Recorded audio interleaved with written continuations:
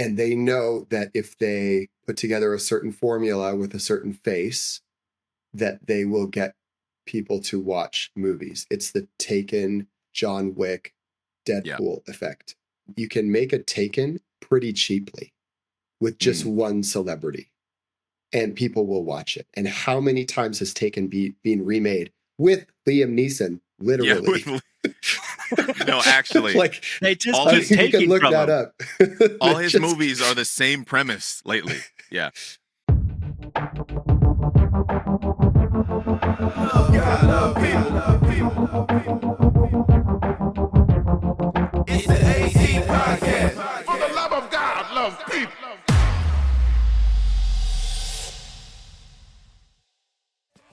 Can I trust the Bible?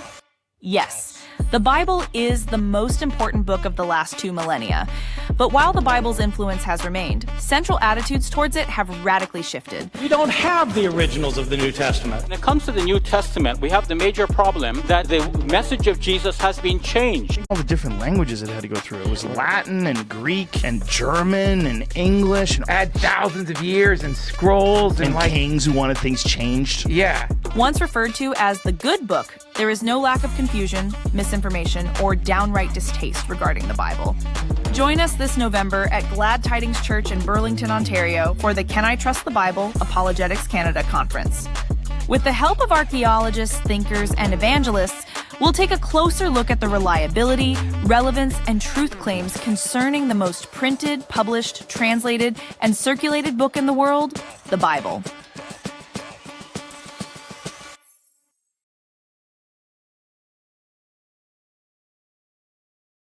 Hey, listeners, welcome to the AC Podcast. My name is Troy, and I am here today with Andy, and we have a special filmmaker guest, Sam McLoughlin. Good to see you, sir. How you doing? I'm doing great, man. It's good to see you again. Troy, you missed out on our trip to Egypt last year. I heard some fun stories about you wrestling with the heat a little bit. Yeah, well, we all wrestled with the heat. let me tell you Sam's story. So first of all, Sam, it's good to have you on the podcast. So good. This is his first time on the podcast and a long time coming. Glad that you're here. We've made a number of different film projects with Sam, some small, some large. Some that never saw the light of day. True story. One of the first, by the way, that you did, before we get to the Egypt thing, you filmed with us out in Revelstoke dog sledding.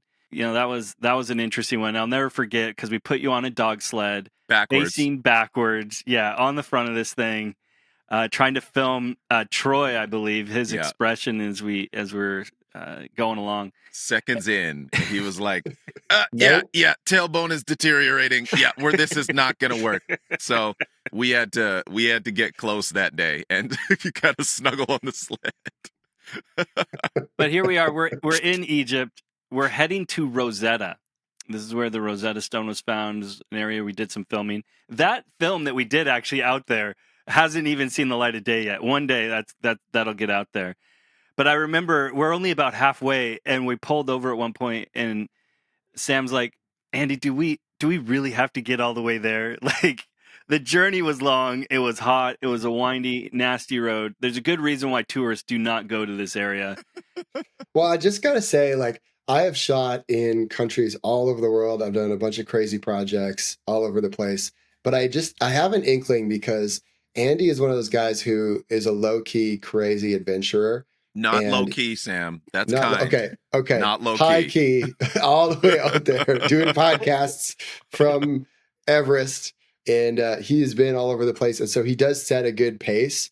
And we kind of agreed on doing this project together, but I had very few details other than Andy being pretty obvious that Egypt is going to be hard. It's going to be one of the hardest places I've ever filmed. I'm like, oh, okay, Andy, well, I filmed in Liberia, Greenland, Thailand, in like all over Africa, all these crazy spots. So, okay, we'll see what happens. But the toughest thing for me was just the fact that in about 10 days, we drove basically the same amount of driving as one end of Canada to the other. Oh, that is a crazy amount of driving. We did in 2 weeks, we did 4,000 K. And so that was a lot of driving. And our driver seemed to think our driver seemed to think he needed to get us there as fast as possible. And so he was just swerving and speeding up and hitting the brakes and driving through traffic and almost hitting donkeys on the side of the road and stuff. So honestly, I was just getting car sick. Yeah. I just felt car sick. And we were going to all these like places nobody goes in Egypt. The tourist guide couldn't believe we wanted to go see these places, but all these places had people there just in case a tourist showed up. But it was like they hadn't seen tourists in days in some of these places that we ended up. Some of the places, Wow. I don't even know when the last time they saw a tourist, because, and I don't want to belabor this, but not only did you get car sick at times, but also you melted. I don't know that Sam is made for the heat of Egypt. And I've never seen a man sweat as profusely as Sam did on that trip. I felt bad for him. At one point, it got bad for all of us when the sandstorm hit and the air conditioning was knocked out. That's just not I don't even know that the thing had air conditioning, but at least we had running water until the power went out. Yeah, we had fans. And it was pretty there were some miserable, challenging times, but I just find it hilarious that the three most fair-skinned guys that I know were the ones that went on that trip. Seriously. Oh man. Well, this is one of the reasons why we invited Sam onto the podcast, because you've got a lot of filming experience, and we're going to talk about film today. But you really have filmed all over the place. You've even done a movie out in the Philippines. It's another location. He's one of those people. Sam is one of those people that when you call him up, you'll never quite, you never know where he's going to be. No, it's like, exactly. Where is Sam today? I remember, honestly, one time I called you up, Sam, and you were out in the middle of the forest, having just tracked cougars. Yeah, for a documentary about using paintball guns to try to keep cougars out of places where people live. And he's showing me footage from this, and I'm just like, this just typifies Sam. Yeah, we started that shoot, and within 1 hour, I was staring at a cougar in a tree 10 feet away, like a full, huge cougar, just looking right at me, licking its chops. Honestly, as an animal lover, and like we need to get into what we're really going to talk about today. But as an animal lover, when you sent me you actually texted me like a video and a couple shots, I was like, that's amazing. On this side of the screen, I will stay on this side of the screen, and I will appreciate the work you do, sir. We should say, by the way, out in Uganda, you did some filming out there for a very interesting documentary series with a female boxer. It's always some unique project, man. We could say quite a bit. I mean, you've also done a lot here in Canada with TELUS, I believe it is. Just briefly tell us about that, and then Troy's going to get us into this show. But I want to let people know again why we brought you on the show. Yeah, so I mean, in Canada, with film, with being a creative, you've got to hustle. You've got to find anything that works. It's kind of like being an actor. It's like you have to be ready to go and ready to take whatever project comes on your plate. And I got to do my dream project. I pitched my dream project about 8 years ago to TELUS to do a hockey show on kind of the best up-and-coming hockey players and how much money it costs to play hockey. And people were mortgaging their houses to put their kids in hockey academies and that kind of thing. And now one of those kids from my show is in the NHL. 3 or 4 are in the minors trying to make it still, including the main character. And that was super fun. But right after we did that show, my producer, who was just a hockey coach, business guy who kind of got my foot in the door with some of the hockey teams, he had an in the CrossFit world. And so he wanted to pitch TELUS to do a CrossFit show. I would do a project like that, and then I would travel to Uganda or somewhere else and do a passion project as well on something that I wanted to do and put that in film festivals and stuff.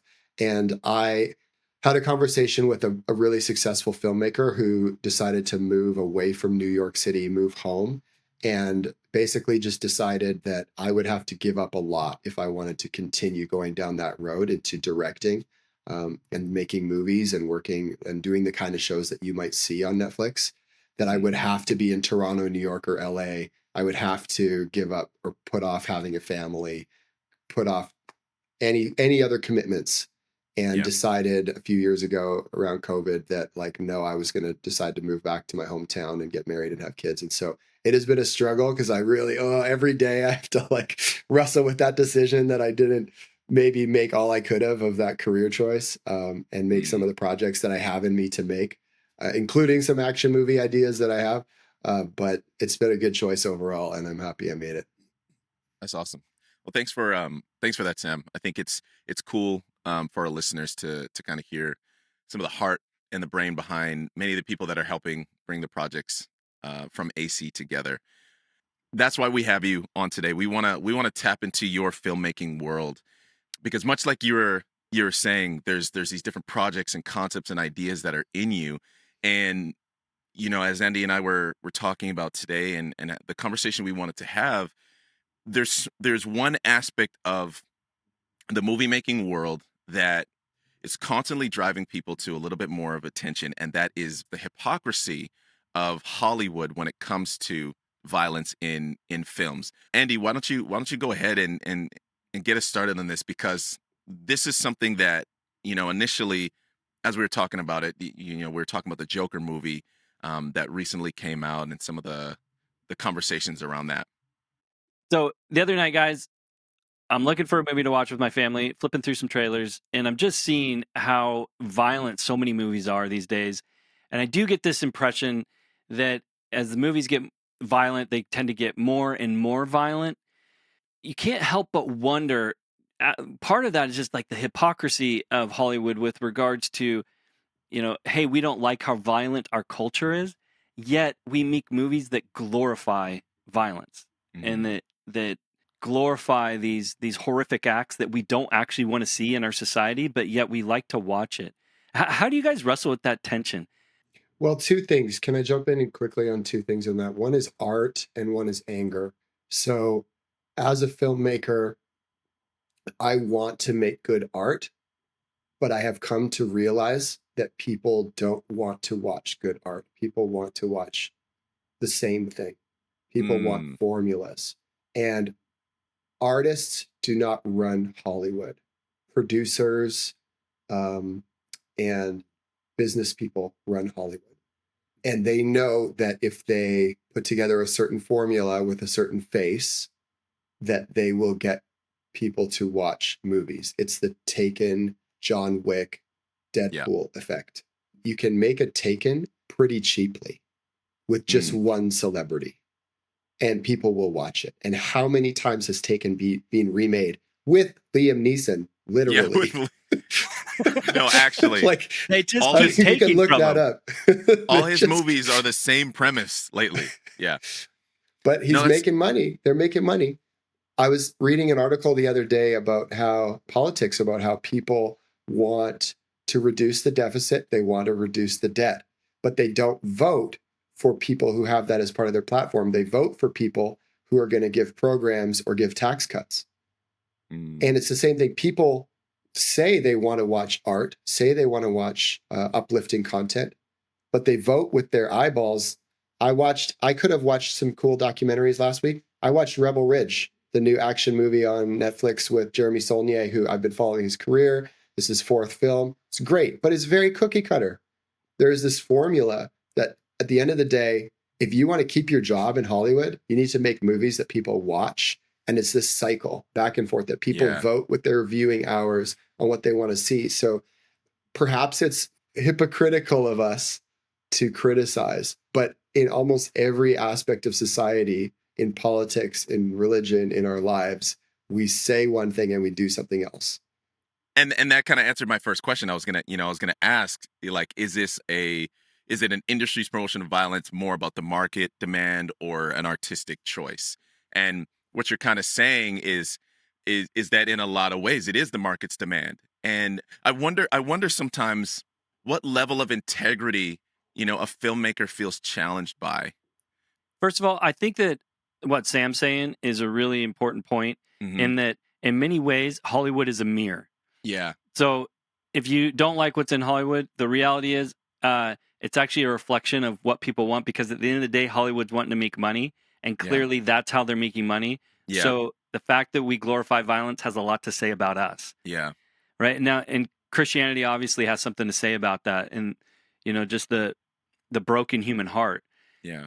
But I think you're right, Troy, because then this brings into this other question. Well, not everybody wants to make violent movies. Not everybody wants to glorify violence, and people do want to have artistic ways of expressing themselves, and movies a fantastic way to do that. And of course, there are lots of movies out there that aren't violent, and they're great movies. But one thing I think is interesting, I'm curious your guys' thoughts on this, is what happens in that mix, though, that I think Sam's brought up here, is that you get too many cooks in the kitchen with these movies. And in doing so, it just creates these monstrous dishes that are just horrible because everybody's trying to throw in their own spice. And one of those examples I think is just playing itself out right now is this new movie, Joker, that just came out, Folie à Deux.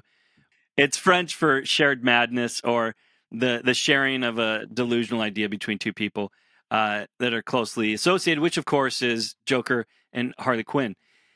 And interestingly, back in 2019, when the first Joker movie came out, I guess it only cost them $60 million to make. They made $1 billion globally, so it was a huge success. Now this movie, they put in around $200 million.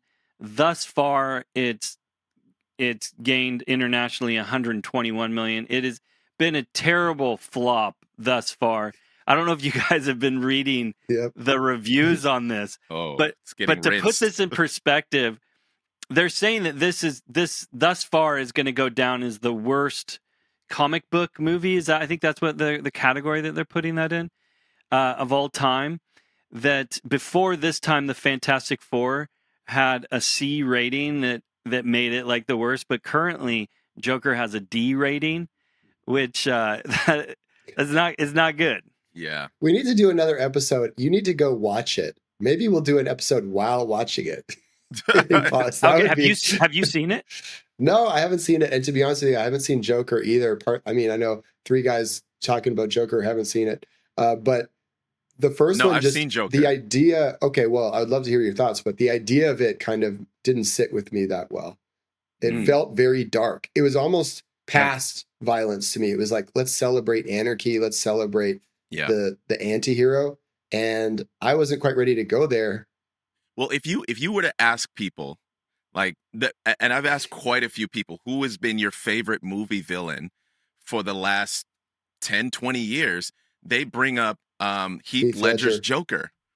Heath Ledger set the stage and a brand new standard for villain in movies. Like, people always reference Heath Ledger's Joker, so much so that there's also the concern of like, man, that role took his life in a lot of ways, because method actor and how much he immersed himself in the role. I'm not sure how much this is true, but even Jack Nicholson played the Joker before him, and it said that he warned him about the role, like, hey man, you're young, I don't know if you're ready to take on this role. And I think it just goes to show, much like has already been said, yes, it's such a mirror, but then the question then remains is the responsibility, where does it fall? Is it the filmmaker? Is it the producer? Is it the actors? Because you're seeing actors want to come out and talk about, gun violence and those kinds of things, but then said actors are then in movies portraying gun violence. So I think it poses the question a little bit of where does that sit for people? Well, I think too, just to highlight this, I think this is beyond gun violence. I think this is just for sure. Violence, right? This is gratuitous violence that I think Sam really had his finger on there with regards to this is the glorifying of the anti-hero. This is a very dark sort of entertainment that we're seeing being popularized, not only in movies, of course, but even in TV shows, where now you've got Lucifer as the main character in TV shows. You've got serial killers as the main character in TV shows. And people like to watch these things. That's why they make it. Yep. And that just, you can't help but wonder how does this affect the health of the society? Although people clearly want to watch these things, it's that question of should people watch these things? Yeah. What would be your thoughts on that, Sam? For someone who, because I equate it to this as a recording artist, I listen to as much. I oftentimes will listen to what is hot, what's popular, because I just want to get a pulse. I just want to get a temperature on what people are enjoying in music, what's getting popularized, and then I'll go a step further. All right, let me actually look at this person, because their song does this, but who are they as a person? And I wonder if it's similar for people in the filmmaking industry. It was like, I see this actor or this director or whatever. Let me go see who they are outside of the film. Is that something that happens in your field? One of the moments that changed my life was I went to a filmmaker conference. I think it was in 2018. Every year in Hollywood, there's all these screenwriting agents or people that work for the studios that read screenplays and then forward on if they think it's good. And so there's all these people reading screenplays, and every year they make a list of the top screenplays that haven't been made into a movie yet. And that's called the blacklist. So they have all these lists of great stories, and a lot of great movies throughout the years you would recognize that were on the blacklist and got chosen because they were on the blacklist. Like Little Miss Sunshine, one of my favorite movies of all time, was on the blacklist, and a bunch more that you would recognize. And he basically sat us down and set us straight. And it was one of the most powerful talks I've ever been to, in that he basically said, Hollywood is corrupt. People just want to make money. They will throw you under the bus and betray you for the chance to get ahead. It's a cesspool of sleazeballs. And if you want to make it there, you need to think twice. Wow. And that really sunk into me that why was I getting into film? You know, it's really interesting that you say that, Sam, because, you know, I'm looking through the list of the movies, and this is somewhat of a little bit of a rabbit trail, but we'll come back. But it's interesting to me that when I look at the Oscar winners for the last, like, if I just go back 5 years, either I've never seen this movie, heard of this movie, or it's definitely not one of the ones that was making the biggest waves in Hollywood. And it is the exact same thing I tell people. Go look at who is winning Grammy Awards for the best album.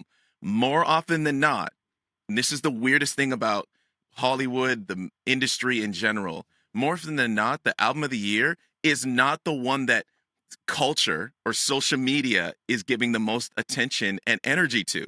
And then you go and listen, you're like, oh, this is the actual standard? But that's not what we're feeding people. And it makes me wonder if there's a standard that's, hey, this is the quick turnover standard, and then this is the actual art standard. And so then when you get into talking about these movies that are super, super violent, it's like, it's almost as if this is the net that's going to catch the most people right away, but this isn't for the real lovers of film and art. I wish it was that simple, Troy. I really do, but I think that's just not the case, as I would argue it. I would say that there's just so much propaganda involved. I'd say that there is so much politics involved, where if you make a film but you don't have the right political agenda to that film, if it's not ticking the right political boxes, there's no way you're going to get an award on that movie. And that's why I would push back on you, Sam, with the movie that you like. I'd say that movie, checked the boxes. It was a propaganda piece. And I appreciate that you like the artistry, and that's one of the challenges with a lot of movies these days, that people have a difficult time. It's one of the reasons why I think people are giving up on movies by and large. A lot of the younger generation do not watch movies. My kids, for example, have very little to no interest in movies whatsoever. And I can't help but think it has a lot to do with the political jostling that takes place in so many movies, where you have on the one hand this artistry that's trying to come out, but on the other, again, the cooks in the kitchen sort of idea. And on the other hand, you've got this, well, it's got to check these right political boxes, and it needs to fit within the current moment.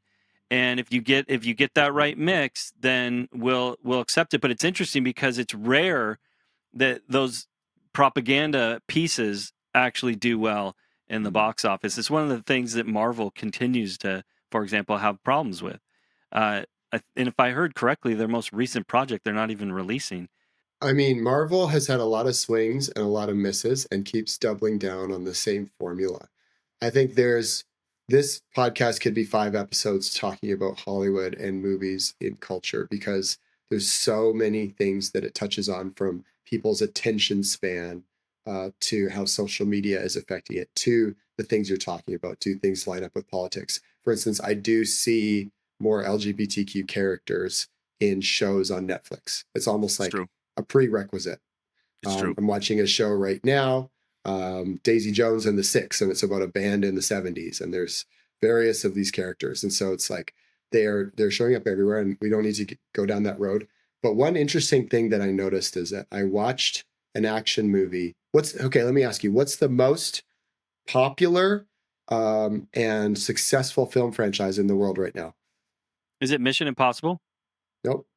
I wanted to say this. Maybe this is wishful thinking. I want to say Lord of the Rings. Nope. Yeah, that's wishful thinking. I feel like it's going to be... like Fast 10 or 12 or whatever. The Fast movies. Is it really? Yeah. The Fast and the Furious? 100%. But you know what I realized is that they don't make Fast and the Furious for people who speak English. They make Fast and the Furious for an international audience. They don't care as much about North American audience. It's a laughing stock. It should be anyway, that they're at like 10 movies right now. But I saw Fast and the Furious 6 or 7 in the Philippines when I was filming there, and it was packed. And you listen to it and you're like, this is made for ESL people who speak English as a second language. Like, it's very simple. They don't have to understand the story that much. It's a very simple story. It's okay, good guys, bad guys, fast cars, action. It's all very obvious. And there is a formula in Hollywood as well around action movies and these kinds of things that appeal to international audiences in China. The other thing you have to consider is what are the Chinese governments going to flag and not allow into their country? Yeah, it's the ideology stuff, not the violence. Great point. Oh, yeah. They will allow anything violent into their. They make even more violent movies than we do. If you want to see a truly violent movie, go watch The Raid or The Raid 2, shot in Thailand, I think it was, or Singapore or Indonesia. I think it was Indonesia. Like, they make violent movies over there. Wow. And so, but they're huge. So there's also this just aspect of making money and getting through, because if you could tap into the Chinese market, that's how you really make money. Interesting. You know, it's interesting you should say that, because that's a level of the hypocrisy as well that goes on where, right? Where, okay, well, we'll make, and again, it's like a mirror where they're going to give people what they're going to do, what's going to make money. And so you can't help but wonder, okay, is part of the political jostling that's going on in our movies because that's actually a reflection of who we are and what's going on in our culture. And then they'll take that stuff out, or they'll curate it in another way to make it successful in some place like China. It gives me so much to think about. That's why they keep making fast movies, man. Yeah. They keep watching them in China and the Philippines, Southeast Asia, Africa. Yeah. Movies abroad, if you have never gone to a movie abroad, I would highly, highly recommend it, because internationally films are a significant pastime, because a lot of the world is hot. You know, you're hot and you're sweaty and you just want to go get some air conditioning. Right, Sam? Yeah, man. One of the most embarrassing moments of my life was that I went to the mall in the Philippines, and I just needed to sit on a couch. Because if you don't know, they don't have couches in the Philippines. All they got are plastic chairs. Everywhere you go, plastic chairs. Maybe a wooden chair. And they had couches in the theater. So I went to see the movie The Duff just so I could sit on a couch and enjoy the AC for 90 minutes. Don't even look it up. So that you know, because it's interesting. There is this huge market for films internationally that are simply just to get you out of the heat and into some air conditioning for a while. And I have to say, it's glorious, like you said, because as I've traveled, I often will go see films just so I can go get a nice, comfortable place to hang out for a couple hours and then back into the sweaty heat. So if you're watching an Asian movie, for instance, would you rather watch a drama, a love story, a comedy, or an action movie? Oh, don't do that to me. That's not fair. That's a trap. Action movie for sure. That's a trap. It's the same the other way. I grew up wanting to be Jet Li and Jackie Chan at the same time. Oh, and Bruce Lee. Come on. Don't forget Bruce. I'm sorry, but he That was wasn't in before my his. movie That was before world. our I age. know, There, I know. Andy. But that's funny, though. I respect him. My kids would tell me the other day, they were, Dad, you know about Bruce Lee? So Bruce Lee's making a comeback, man. My kids are talking about him. I'm happy for his estate. I want to turn the corner on this, though, because I don't necessarily think that violence in movies is wrong. I think that the glorification of violence is different from the reality of violence. So I can't help but think about the Bible. When people read the Old Testament and in the New Testament, they're often shocked by how much violence is in there. I would say, well, yeah, one of the things I love about the Bible is that it's not sugarcoating the realities of life, that, in fact, there have been horrendous times that have preceded us, and the Bible's not pretending like they weren't horrible and that terrible things didn't happen. Yeah. But this always throws people, right? Because they think, oh, whatever in the Bible is good. It's like, no. God is good, and it's telling you about people that are broken that do a lot of wicked things. Yeah. And it's not putting a gloss on that. It's giving it to you straight. Yeah. And I can't help but feel there are times in film that they need to portray the reality of what happened or what occurred and not try to give some sort of gloss on it. Would you guys agree, disagree? 100%. I absolutely agree. I just think that people are looking for escape. They're not looking to be reminded of how crazy the world is. And they are not looking to empathize with people who are suffering because they want to escape from suffering. They don't want to feel more suffering. But this is often the job of art, is to encourage us to empathize, put ourselves in other people's shoes, and to grow. And ideally, as a filmmaker or a storyteller, that's what you're doing. Those are the stories that you're telling. And often violence, like when I made my film, it's about a child soldier in the Philippines, because I knew people would, I thought people should know about the problem of tribal violence and child soldiers in the southern Philippines. But also I thought it would grab people's attention in that it is a violent story, as opposed to maybe a girl in a brothel in the Philippines, which may be equally as tragic a situation, but isn't going to grab people in the same way. We need to almost recover our ability to appreciate art, to have conversations about art. With film, the one thing that I don't like is that we watch things on our screens by ourselves. We rarely talk about them with people. We rarely engage, oh, this is something good. I love those moments after a great movie and you're out in the parking lot with your friends and you just like chat about the movie for 15 minutes and what you liked and didn't like. And you go through stuff. Those are some of my favorite movies. I wish we could recover this discourse more. Right on that point. Like I do remember, take a movie, for example, like Sound of Freedom, right? And controversy aside, right? All the stuff that came out and whatever and how people feel about it is an aside. But I remember coming out of that movie and just sitting there. It's like, whoa, that was intense. There was a lot. I remember everyone, my mom, my aunts, my uncles are like, Troy, have you seen Sound of Freedom? Have you seen Sound of Freedom? You got to talk about it on the AC podcast. Blah, blah, blah, blah. I was like sitting in the parking lot and talking to my wife about what would you do? You know, as like, what would you do if your kids went missing? What would you do if someone, and I didn't really want to have that conversation because there was an integrity piece in there. There's that part of you that's, man, I would do, there is nothing that I wouldn't do to find my kids. And then you really have to sit with that reality of, and it really does make you think.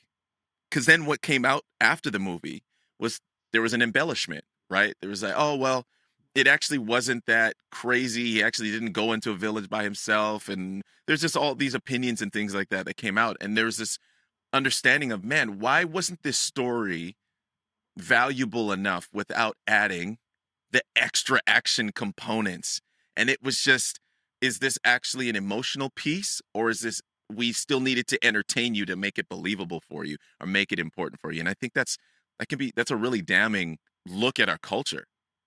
Do you think, though, this is one of the reasons why we kind of laugh at things like Hallmark, though, and a lot of the Christian movies that come out, because they are so cheesy in that they're an oversimplified version of the complexity and messiness of real life. Yeah. I don't think we believe that life can actually be good. Like life can actually be like, I'm in a healthy relationship with someone. I love them. And much of my day is me waking up to my spouse, and I'm going to make her coffee in the morning. I'm going to sing with my children in the living room, and life is going to be great. And here's the honest truth, you guys. A lot of my days kind of look like that. I wake up excited to see my wife. My kids are in my bed in the morning. We go, I make a coffee. My house smells great. It's wonderful.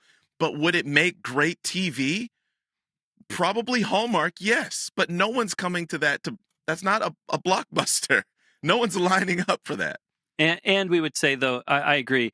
I've had many great moments like that with my kids, particularly when they're younger. These days now it's just a wrestle fest when they're older. But life isn't always like that. No, life has those harder moments, and that's an interesting aspect of it. Yeah, we need to celebrate the good, but the reality is there are those darker moments of life, and I guess there's a difference between being real about it and glorifying it. Yes. But and here's the thing too, is I'll say, and how this relates to church and culture, is we would much rather hear this, and I say rather, even though it's a horrible thing, we so frequently hear the story of the pastor who did this heinous thing, this horrible thing, and that is everywhere. Relevant magazine, Christianity Today, everyone's talking about it. But then that local pastor who's just loving his church, faithful for years, is getting creative, had to get creative during the pandemic. There's like little to no stories about what pastors did to lead their communities through the pandemic, and that drives me crazy. Oh, I know so many great pastors that have faithfully led, and you'll never hear about those. You're right, because we love the gossip, right? We love the brokenness. We're attracted to it. And I find it very convicting. Yeah. You know, especially this time of year, okay? Because we're creeping up on Halloween. And this is when they start releasing all of the scary movies and a lot of and that's probably why when I was searching through a movie to watch, there was just so much violence there because it's that time of year. It's that time of year where we glorify death and violence. And yet you have to take an honest assessment of yourself and say, yes, it's wicked, and sadly, there's a part of me that's actually attracted to the darkness, to the brokenness. Yeah. And what am I doing though to redeem that? What am I doing to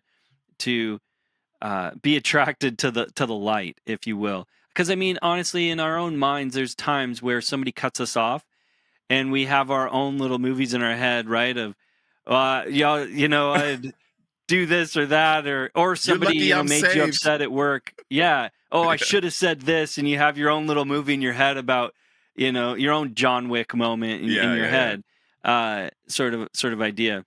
Not that I've seen that movie, but that movie I think in particular is kind of typifies the violence though of what we're talking about, because a lot of people are like, well, man, if I only could act out on my anger, my frustration, in a culture that's already like at a boiling point of anger and frustration. Yeah.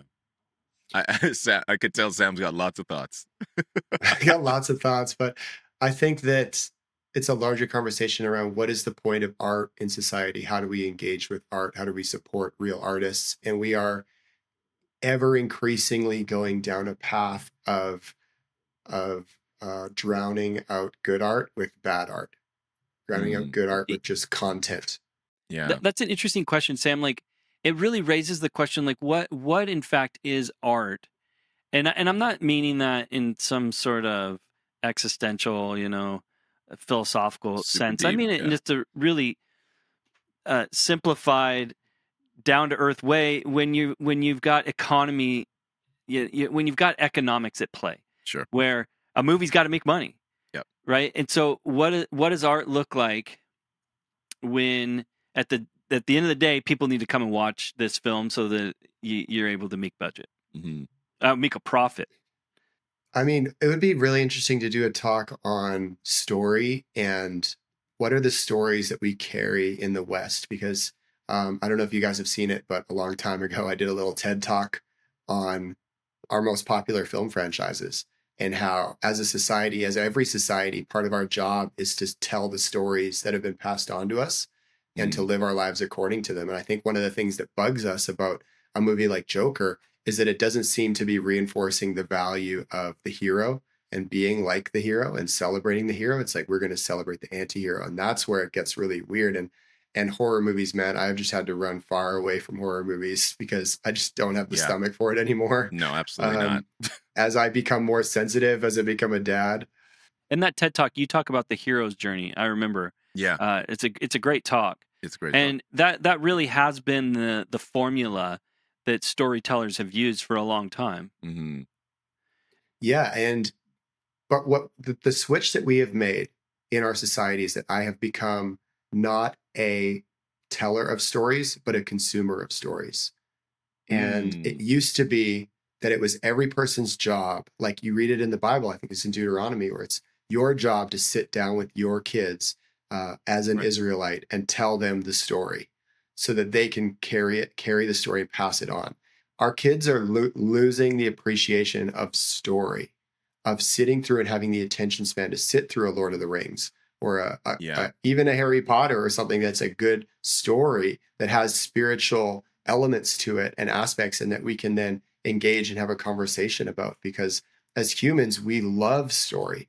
For us to lose story in this ever increasing waterfall of information and content and social media is really tragic. Part of being a Christian is like we have this cultural heritage that we are passing on to the next generation, values, meaning of life, purpose. When you lose the ability for you to tell story and to even engage with stories that do tell that on the screen, even noticing how the gospel shows up in Star Wars or Lord of the Rings, if you lose that, how do you pass it on? Yeah, that it just reminds me, scripture says we overcome by the blood of the Lamb and the word of our testimony. And that in and of itself it's the story of who God is in our lives, of what God has done. And I think this is something you even see in churches when people don't think that their testimony is valuable. They actually just sit and consume other testimonies. But unless they actually release their own, then you're hard pressed to really be aware of God moving in your own life. You know what's interesting with that, Troy? A lot of people don't want to share their testimony because they don't feel like their testimony is a good one because it's not that violent. It's not violent. Yeah, it's not that really messed up testimony. Theirs is just a testimony of God's faithfulness, where they have inherited a faith from their mom and their dad and grandma and grandpa, and they've got this incredible history. And it's like they don't think that's a good testimony. It's like no, that's a great testimony. That's a great testimony. Yeah, and people need it.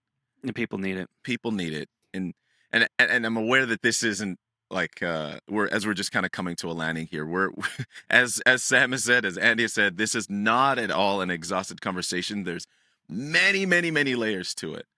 But I think kind of the crux of what we're getting to is, in order to combat violence, there needs to be testimony and story of goodness amongst people, right? It is a big conglomerate, the industry. And you know what? I don't think dare I say, I don't think the Lord is trying to redeem the industry. He's trying to redeem people. He's trying to redeem hearts. He's trying to soften hearts and make them hearts of flesh, not ones of stone, ones that can celebrate the gentleness. Because at the end of the day, man, life is violent. Sin is violent. But man, we serve a God who took that violence onto himself. And so we don't need to live at just the fruit of violence. Man, that's a powerful point. The gospel itself is actually quite violent. Yeah. Quite violent. But at the end, it's actually humility, love that triumphs. It's no more crying, no more pain.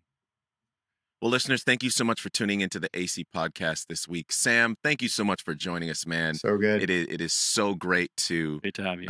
To chat with you and have someone who, quite honestly, is making great art and is you're one of the good ones, man. And happy to know you, happy to have gotten the opportunity to work with you, and we'll continue to be praying for you as you pursue, honestly, the art of fatherhood and husbandry, as well as filmmaking, because I think there's going to be a beautiful story there too of some of the decisions you've had to make for family in the midst of the things that you love to do and passion projects and that sort of thing. Listeners, if you have any questions, or maybe you want to reach out to Sam and try and get a hold of one of his movies, his films that he's done, you can reach out to us at info@apologeticscanada.com, and we can point you in the right direction. But you know the drill, you know the motto. Until next time, love God, love people. Bye for now.